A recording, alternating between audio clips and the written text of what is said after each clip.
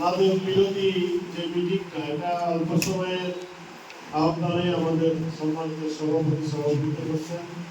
আমাদের মাঝে থানা ভারতের কর্মকর্তা মহোদয় আছেন। এই অঞ্চলের জ্ঞানী গুণী সুফি সমাজ সাংবাদিক বৃন্দ, আসসালামু আলাইকুম। আমি খুব সংক্ষেপে কথা বলতে চাই। মাদকের ব্যাপারে আইনগত জটিলতা আছে, এটা আপনারা অনেকে জানেন। মাদকের যে আইন, মাদক পুলিশ অনেক কষ্ট করে মাদকের আসামি ভেবে যায়, তাড়াতাড়ি জামিন পেয়ে। এই জন্য সরকার এবং বিরোধী দল মাদককে জাতির একটা মহৎ ব্যাধি হিসেবে চিহ্নিত করেছে এবং সরকার বিরোধী দল ঐক্যমত পোষণ করেছে।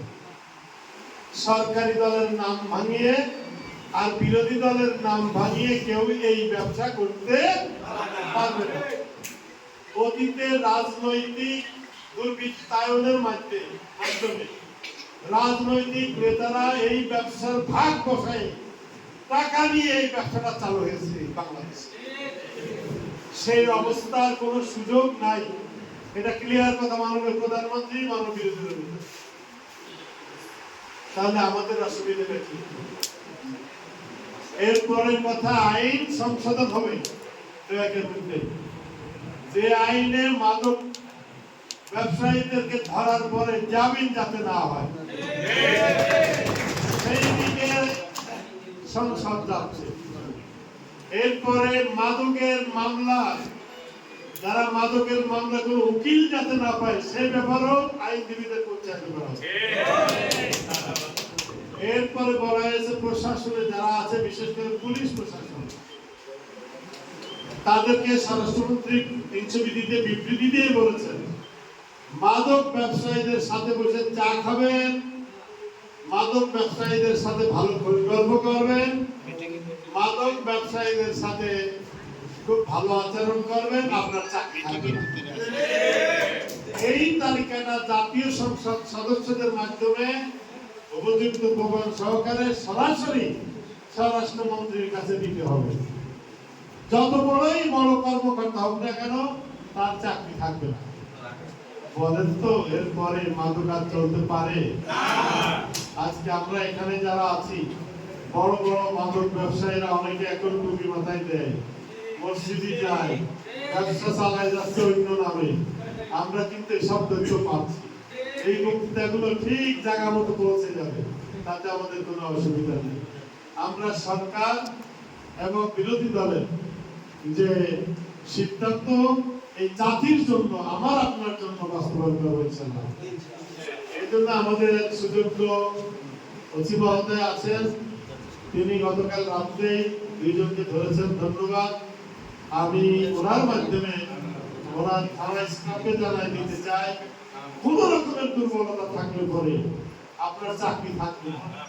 আমি যখন রিপোর্ট দেব তখন এই রিপোর্টের এগেইনস্টে আর কোনো রিপোর্ট ওখানে চলবে না। কাজে আপনি সবাইকে জানাই দেবেন। সরকার আরো সিদ্ধান্ত নিয়েছে, মাঝে মাঝে আইন শৃঙ্খলা বাহিনীর সদস্যদের ডোজ টেস্ট করা হবে। কারণ অনেক সময় প্রমাণ আছে মিলেমিশে খায়, সেগুলোরও চাকরি থাকবে না। এজন্য আমরা আপনাদেরকে পেয়েছি, আপনারা নির্ভয়ে এসেছেন। মাদক বিরোধী মিটিং এ আসা একটা ভয়ের ব্যাপার, কি হয় না জানি। আমি আপনাদের কাছে অনুরোধ করবো, এখানে কোনো রাজনীতি জানবে না। আমি জাতীয় সংসদ সদস্য, সবার আপন করি, আপনারা সচেতন মানুষ, সবার আপন করি। সকল দল মত নির্বিশেষে আমরা মাদককে এখানে নিয়ন্ত্রণ করব। মাদকের যারা ব্যবসায়ী তারা আমাদের এসপি সাহেবের উপর হামলা করেছে, হয়তো বা আইনের সকলে তারা জামিন পেয়ে যাবে, কিন্তু আমি একটাই ঘোষণা করছি, ওই যে আইনাল ভাই ছেলে নাকি সে জামিন পেল, এই এলাকায় থাকতে পারবে না। আমাকে আরেকটা নতুন অভিযান করতে যেন না হয়। আমি যখন নামবো আপনাদের সাথে পেতে চাই, কি বলেন?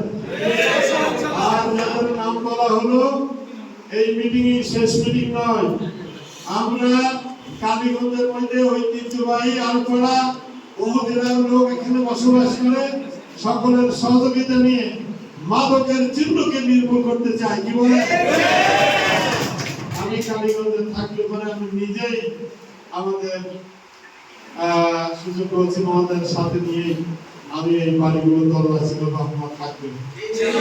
আমাদের কথা মাদক থাকবে না, এই ব্যাপারে আমরা ঐক্যবদ্ধ। কি বলেন? কমিটি করা দরকার, পড়াই পড়াই কমিটি করবেন, তবে যারা মাদক ব্যবসা আগেও করতে এখন করে না তাদেরকে নিয়ে তাদের কেউ কেউ অন্ধকারে আছে, এক দুটি দাঁড়িয়ে সেজে পরিস্থিতি এসে ব্যবসা চালায় যাচ্ছে, খবর আমার কাছে আছে।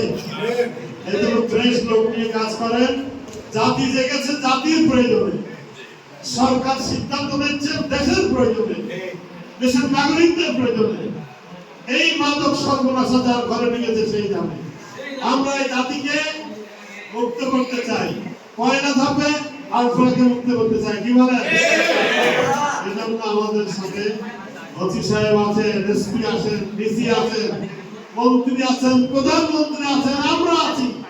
আমরা বিশ্বাস করি এই মাদককে আমরা নির্মূল করেই ছাড়বো। আপনারা চিন্তা ভাবনা করেন কোথায় কি অভিযান করা দরকার, কে কোথায় আসছে। তবে আপাতত ওই আইনুল ভাইয়ের ছেলে সে জামিন পেল, আলপনাতে বসবাস করতে পারবে না। তাই করবে সে জানে, কারণ সে যে অপরাধ করেছে এই অপরাধের শাস্তি হবে কোর্ট থেকে। তারপরে তার যদি শাস্তি না হয় তার চেলাপেলা গুলো থাকবে। কি বলে? এজন্য তার শাস্তির মাধ্যমে চেলাপেলা গুলো আমরা কিন্তু মূলত পাবো। আর একজন আছে ওই মুমিনের ছেলে, মুমিনের ছেলের নাম কি? মিলন। মিলনের বাড়ি এই দুটো হিট করেছে আগে। এই দুইজনের বাড়িতে আমি আবার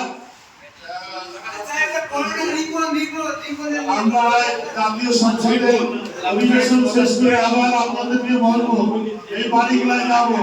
আমরা এদেরকে এই সভ্য সমাজে অসভ্য লোককে বসবাস করতে দেবো না।